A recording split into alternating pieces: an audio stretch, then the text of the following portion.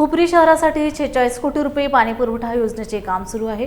मात्र या कामात विलंब, विसंगती आणि प्रशासकीय दुर्लक्ष होत असल्याचा निषेधार्थ अखिल भारतीय हिंदू महासभेच्या वतीने हुपरी नगर परिषदेसमोर बेमुदत उपोषण सुरू केले आहे।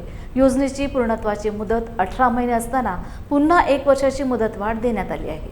ही योजना राबवत असताना त्यामध्ये अनेक प्रकारच्या त्रुटी आढळून आल्या आहेत। दोषी असतानाही नगर परिषदेने ठेकेदारांवर केलेली जुजबी कारवाई संशयास्पद असल्याचा आरोप शहराध्यक्ष संजय पाटील यांनी केला आहे।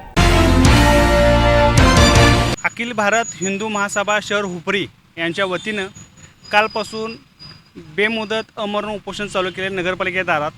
विषय आहे 46 कोटी पाणी योजनेबाबत। या 46 कोटी पाणी योजनेमध्ये ज्यावेळेला टेंडर प्रक्रिया झाली त्यावेळेपासून ही योजना वादाच्या भोवऱ्यात आहे। अनेक भ्रष्टाचार झालेले आहेत, मॅनेज टेंडर प्रक्रिया झाली आहे।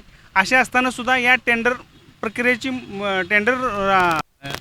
टेंडरची मुदत संपली असताना 18 महिने संपले असताना सुद्धा बॉडीनं 1 वर्षाचा ठराव घालून दिला आहे आणि त्याला 5,000 रुपये पर डे दंड करणं अपेक्षित असताना 2,500 रुपये दंड केला आहे।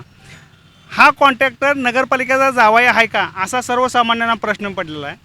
नेमकी नगरपालिका कॉन्ट्रॅक्टर चालवायला काय लोकप्रतिनिधी चालवायला असा एक सर्वसामान्यांना प्रश्न पडला आहे। आमची एवढीच मागणी आहे की सदर ठेकेदाराला 1 वर्ष मुदतवाढ दिलेली आहे ती तात्काळ रद्द करण्यात यावी आणि त्याच्यावर दंडात्मक कारवाई जी 5,000 रुपये आहे ती व्हावी आणि त्याला ब्लॅकलिस्ट करावं। जर आज हा विषय संपला नाही तर आम्ही आजपासून पाणी त्याग करणार, उद्या बेमुदत गाव बंद करणार, अशी आमची पुढची आंदोलनाची दिशा असेल।